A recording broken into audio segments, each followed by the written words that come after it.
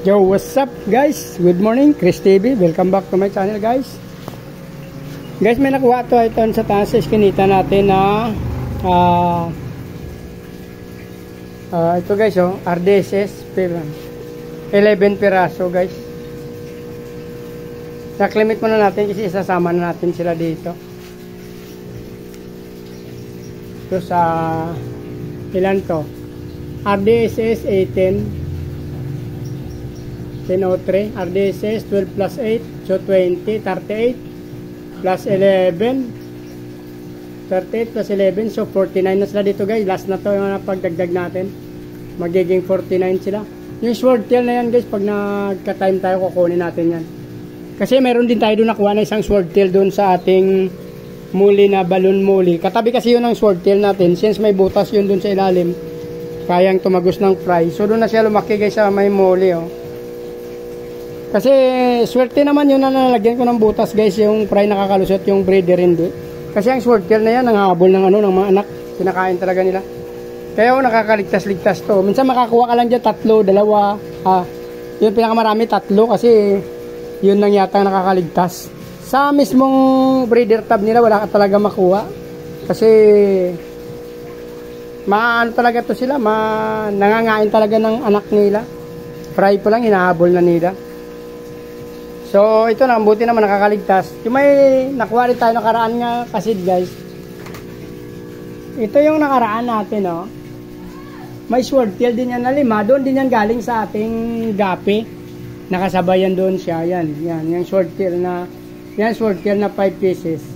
Mayroon tayo minsan nakuha 5, 3, 4, pero hindi sa tab mismo ng breeder na sword tail. Nakukuha natin sa ibang tab kasi yung 3 tab na yun guys, nilagyan ko dati ng talapia. Mayroon yung PVC sa ilalim na pwedeng tumagos-tagos dati, pero nilagyan ko ng harang. Yung hinarang ko yun guys, buting maliit din, pinasok ko sa PVC na dos yung numero nun Tapos may butas-butas na nilagyan ko ng soldering iron, binutas-butas ko ng soldering iron. So ibig sabihin pagka fry pa lang nakakalusot sila sa butas na ginawa ko na yon. Kasi yung ginawa ko na yon para yung tubig pag nagkarga ka sa kabila, mag-level sila sa kabila, pare-parehas ng tubig. Kahit saan ka maglagay doon sa 3, sa gitna, sa gilid, sa right side o sa left side, yung tubig magiging level lang. Kasi parehas yun, may butas guys na nilagyan ko ng harang na maliit na buti ng mineral na binutasan ko rin ng soldering iron sa gitna. So ibig sabihin nakakatagos yung tubig. Tsaka kung fry pa yung ating mga fish bagong panganak, nakakatagos sila. So a blessing in disguise din yun, kasi ang sword tail natin talagang nangangain siya. So nakakaligtas yung iba, nakakasuhot. Pag pumunta sa bandang kanan, napupunta siya sa balloon muli. Pag pumunta siya sa left side natin, sasama siya doon sa RDSS na mga breeder din. So yun na lang guys.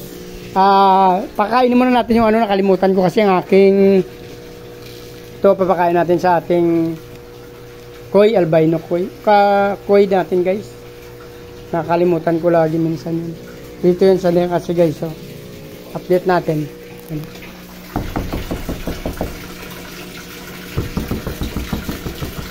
Ayun sila guys, kumain ng 3. Kanina kasi nagpakain ako ng mga fish ko sa umaga, hindi ko sila nasama. Nakaligtaan ko sila, kaya ngayon lang sila nakakain. 3 na lang guys, 4 yan wala pa naman bumibili ng ating IBC tank, kaya hindi ko maibigay dun sa kaibigan ko. Binibinta ko lang din kahit mura para mabuhay lang sila. Pero since wala pa naman to nakabili ng IBC tank ko, dyan na lang muna sila, sayang din. So kung sino makapanood ng video na to at gustong bumili ng IBC tank na to guys, pwede ito sa tilapia at sa ito, 1,000 liter. Mag-usap tayo sa presyo, message nyo ako dito or mag-comment kayo dito, or else tatawagan nyo ako. So dito na lang muna guys. Please like, follow, subscribe. Kung hindi pa nakasubscribe, pakipindot na lang ang subscribe button guys. Baka naman sama nyo na rin yung bell button para updated kayo sunod ko pa ng mga video. So maraming salamat sa patuloy na pagsuporta at panood ng aking mga video guys. So maraming salamat. Mabuhay kayo hanggang gusto nyo guys. Bye bye. Maraming salamat. Good morning.